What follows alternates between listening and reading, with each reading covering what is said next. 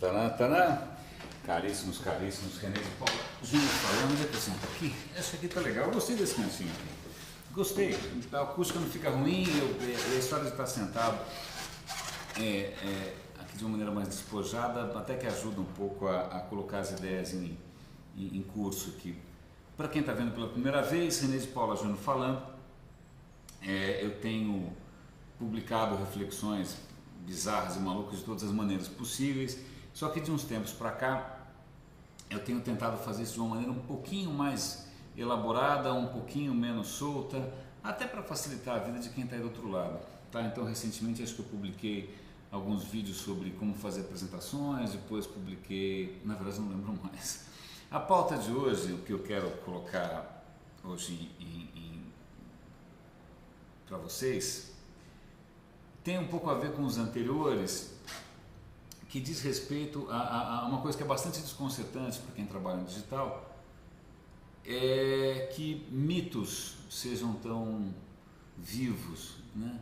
Mito, em princípio, é uma forma de, sei lá, de contar histórias ou de se relacionar com algumas ideias bastante antiga, né? Tanto é que grandes mitos ainda continuam de pé por aí, milhares, dezenas de milhares de anos, mas que em princípio deveria ter sido um pouco suplantado por outros tipos de pensamento, né? de discurso, né? Então, por exemplo, recentemente a mídia divulgou que talvez o Einstein tivesse errado, que talvez a luz não seja o limite máximo de velocidade, que talvez neutrinos consigam ser mais rápidos do que a luz. Puxa, isso tem um impacto razoável na ciência, mas na verdade é uma boa notícia, porque obriga a ciência a se repensar e a redesenhar as coisas todas. Se fosse no terreno do mito, a hora que você traz algo que contraria o mito, você bota o cara na fogueira. Ou sei lá o que você faz com o cara, é um herege, né? Então, de alguns tempos para cá, de algumas centenas de anos para cá, existe uma outra maneira de você lidar com realidade, com o discurso, com o pensamento, que é um pouco diferente dessa coisa mítica que curiosamente prevalece, tá? Até para dar um pouco de perspectiva, eu sempre tento me apresentar de alguma maneira que dê algum contexto ou que dê algum estofo àquilo que eu estou falando, para não parecer achismo, para não parecer que, sei lá.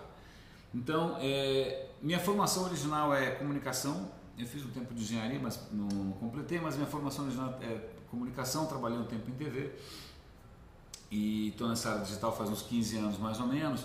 E basicamente o rumo que eu acabei tomando aí, saindo um pouco da questão de agências e marcas, era de projetos, de entrega de projetos, de ajudar a desenhar, ajudar a costurar, ajudar que eles sejam implementados, o que explica talvez alguns dos cabelos brancos, o que explica talvez algumas flechadas em lugares sensíveis.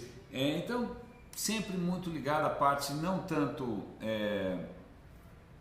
não tão glamourosa, mas que é a que eu mais gosto, que é a parte um pouco da cozinha, né, da história, de ter que costurar o pessoal coisa de negócios com a questão técnica, com a questão do design, fazer isso acontecer, implementar e tal.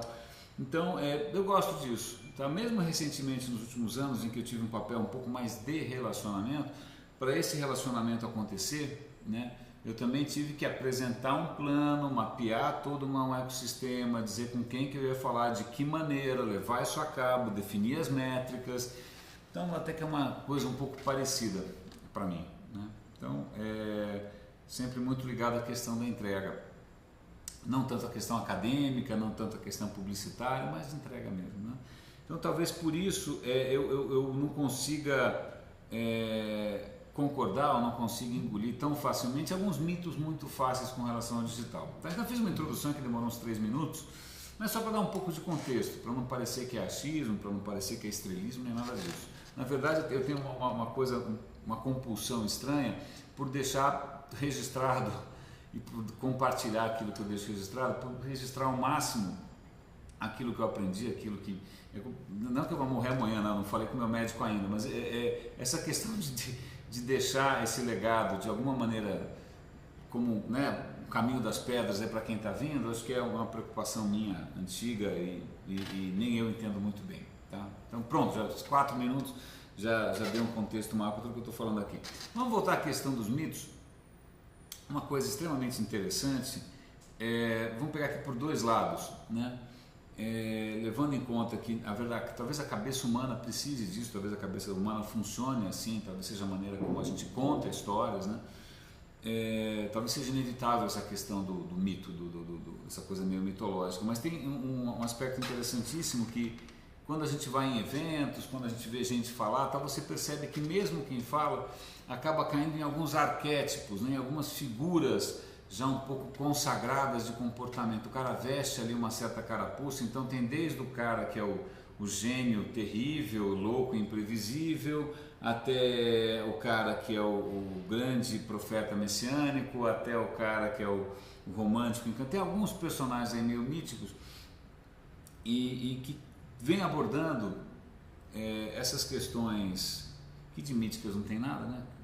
De adoção de tecnologia, né? Do impacto da cultura digital, de uma maneira que acho que na verdade, eu não sei se é uma decorrência do cara vestir esse papel, né? Bom, já que agora eu sou, né, uma figura professoral, eu tenho que me falar de uma maneira professoral, já que agora eu faço sucesso como um cara romântico, então tenho que falar disso de uma maneira romântica. Então é difícil para mim distinguir o ovo a galinha aí, tá? Eu juro que eu não sei de onde sai essa história. Ou talvez seja porque as pessoas gostem, né, dessa zona de conforto, né, de ouvir uma história contada de uma certa maneira por um certo tipo de pessoas. Eu acho que aqui eu devo estar errando de todas as maneiras possíveis, da maneira como eu conto, pela postura, mas cara, seja o que for.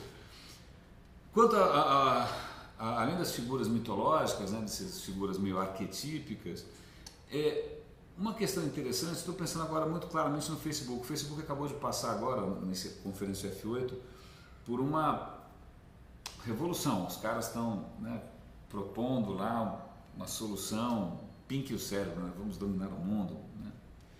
Vai dar certo, não vai dar certo e tal. E aí uma coisa que é curiosa, que é o seguinte, nessa área de social media, de redes sociais, que virou um tema por si só, ganhou vida própria, né? Coisa mais maluca isso, mas já que o tema ganhou vida própria, esses exemplos são citados. O Facebook é uma prova de que, né? Ou o Twitter é uma prova de que, né? Que é um raciocínio um pouco reverso, um pouco estranho, porque na verdade quando o Facebook surgiu, ninguém podia imaginar que ele fosse dar tão certo. Quando o Twitter surgiu, ninguém podia imaginar que aquilo fosse tomar o rumo que tomou, né? Então curiosamente, eu digo isso já tendo estado na barriga da baleia, porque eu trabalhei em empresas que também tinham projetos parecidos, sei lá, Microsoft que tem o Messenger, que tem Live, que tem uma porrada de coisa, e a Yahoo que também tem Messenger, que tem Yahoo Grupos, trabalhei em tudo isso. E tendo estado na barriga da baleia, né, nos bastidores ali, né, atrás, tal, eu posso confessar sem o menor problema que existe uma incerteza, para não dizer, não digo pânico, porque é um pouco forte, mas existe uma incerteza cavalar com relação ao que vai dar certo e ao que não vai dar, né? Então muitas vezes você vê projetos que, né, nascem com toda uma argumentação, um discurso super bacana e não vai, e você não consegue entender muito bem porque não dá tempo. Aí de repente alguma coisa que era um projeto que estava na gaveta de alguém, por exemplo Orkut, que eu já toquei aqui, aquilo bomba e putz, vai demorar acho que 3 gerações para alguém conseguir entender muito bem, eu já dei a minha tese, por que aquilo bombou ou não bombou, né? Então é uma coisa um pouco ingrata, é uma coisa um pouco aflitiva, até bem ansiosa, de caramba, como é que eu como uma empresa que de repente tem aí acionistas e tem usuários, né, tem um orçamento e tem metas, etc e tal, como é que eu acerto a mão? Né? Como é que eu acerto a mão? Então, fiquem com esse testemunho de alguém que já esteve do outro lado do balcão. Por mais que se contrate os melhores especialistas do mundo, e está aí, muitas vezes o Google é um exemplo disso, os caras contratam cérebros brilhantes, os caras têm dinheiro, têm tudo. Se tivesse alguma fórmula mágica, né? E eu estou colocando essa incerteza, ou com muita honestidade, com muita transparência, para fazer um contraponto de novo, essa questão um pouco mítica, né? Quando algumas pessoas, talvez por esse papel um pouco, né, arquetípico, são super enfáticas, são super assertivas com relação ao que vai dar certo, ao que é certo, o que dá certo e o que isso na verdade demonstra. Ok, isso deve ter mercado para isso, né? Tem gente que compra esse tipo de informação, mas o meu relato aqui, a minha perspectiva é que se fosse fácil, né?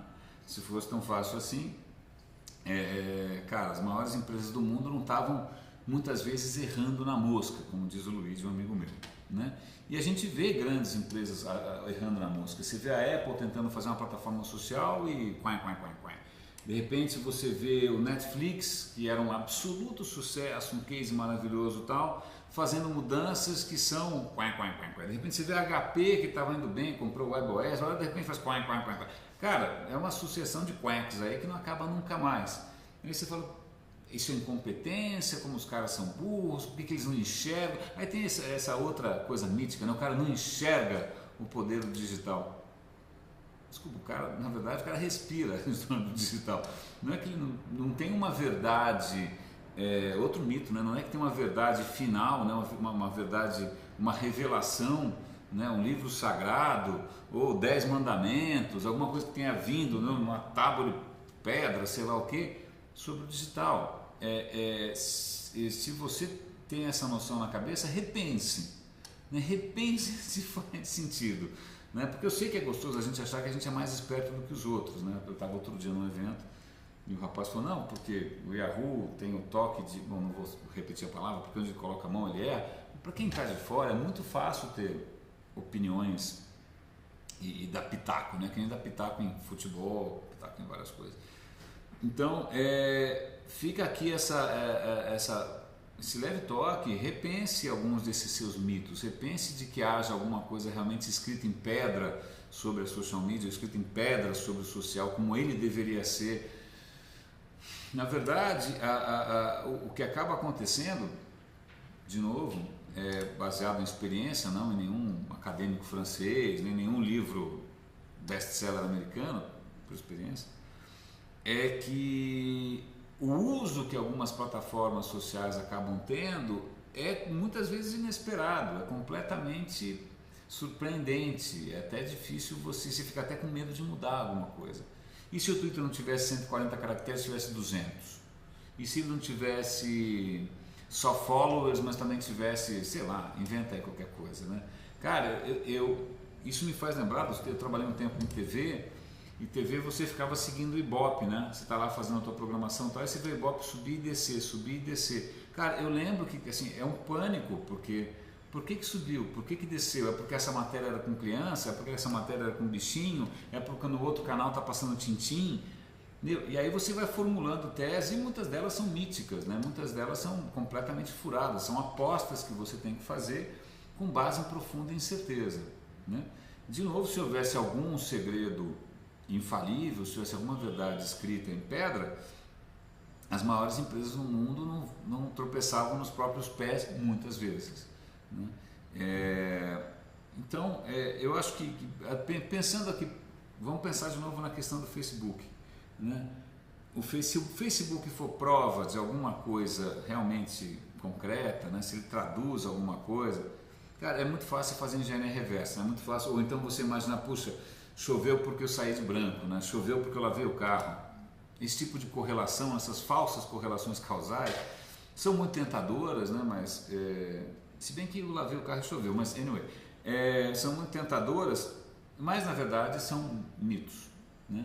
E se tivesse algum ensinamento que o Facebook efetivamente demonstra, e aí todas as empresas, na boa, cara, uma prova do pânico que isso provoca é ver todas as empresas fazendo mimetismo, tipo, você pega qualquer outra empresa de tecnologia, estão todas indo para o mesmo lado. Se de repente o Facebook deu certo, todo mundo vai fazer uma plataforma social. Se de repente o tablet deu certo, todo mundo vai fazer tablet. Na esperança de que caiba mais um, ou que ele acerte a mão sem querer, porque, puxa, mas por que o tablet não deu certo 10 anos atrás, está dando certo agora? Cara, seja o que for, bola para frente, né? Então, uma prova de que o Facebook, vamos pegar o Facebook ou o próprio Twitter, não são assim a verdade revelada, uma manifestação, praticamente um avatar, né, Krishna aparecendo na sua frente, é que ninguém consegue replicar. Faz um igual, tem um monte de clone, pega o Yammer, teve vários clones disso, daquilo e tal, e às vezes vai, às vezes não vai, né? Uma outra coisa, voltando para a questão do mito, é que o mito pressupõe, ou essa visão mítica de que existe uma maneira só de você interpretar as coisas que acontecem, né? Então, por exemplo, hoje eu tive uma iluminação, né, que foi a seguinte: estava uma conversa ali com alguns colegas bastante capacitados ali sobre a história do Facebook e do Orkut e tal, e eu dizendo que, olha, quer queira, quer não, o Orkut tem comunidades, né, comunidades que tem lá o seu papel, desde odiar algum time até algum tipo de comunidade e tal, e o Facebook não tem. Então a gente não está falando de coisas iguais, isso é banana e laranja, não tem nada a ver uma coisa com a outra, né? Não é só uma questão de modinhas, tendências, um vai morrer, o outro não vai. Isso parece aquelas revistas que tentam adivinhar a novela, né? E aí, para minha felicidade, um indivíduo me mandou um e-mail mostrando que ele identificou num trabalho acadêmico, ele identificou que no Orkut existem inúmeras comunidades extremamente úteis de pessoas com doenças específicas ou com sintomas específicos, sei lá, hipertensão, diabetes, whatever. Essas pessoas de repente usam o Orkut como uma maneira de trocar informações, gerenciar conhecimento, trocar experiências. E isso é uma coisa que foi construída ao longo de anos. Isso não é uma coisa que você migra como você migra as suas fotinhos do churrasco, né? Não é uma coisa que você migra para falar que você está indo almoçar na esquina. Não, cara, isso é colaboração, né? Estou contando essa história só para mostrar que não necessariamente a gente tem que enxergar o sucesso, a tendência, só com olhos de marqueteiro, ou só com olhos de veículo, ou só com olhos de quem quer anunciar. A gente tem que olhar em termos do como isso é relevante para as pessoas, né? Que novos usos que estão aparecendo, que novos usos que isso permite, né? E muitas vezes são usos que são educacionais, que são sociológicos, que são políticos, né? E que não necessariamente as plataformas coincidem ou disputam na mesma categoria, né? O Yahoo Grupos vai bem, obrigado. Comunidades do Orkut vão bem, obrigado, né? Bom, meus caros, era isso. Eu espero que esse questionamento aqui tenha provocado algum tipo de desconforto. Espero que sim, é esse o objetivo, né? Uma das coisas que realmente tem me preocupado e contra as quais eu me contraponho sempre que eu posso, seja aqui, seja em eventos, seja etc e tal, é a gente replicar, não só nessa área do digital, mas também nesse momento histórico do país, uma série de posturas que estão envelhecidas, que têm que ser questionadas. A gente tem que conseguir reconhecer o novo. E para isso a gente tem que tomar muito cuidado para não cair nessas armadilhas tão tentadoras, desses papéis arquetípicos de crenças mitológicas, né? Afinal, talvez aí o neutrino seja mais rápido que a luz, quem diria, não? Espero que você tenha gostado. Renê de Paula Júnior falando. Grande abraço. Vamos lá.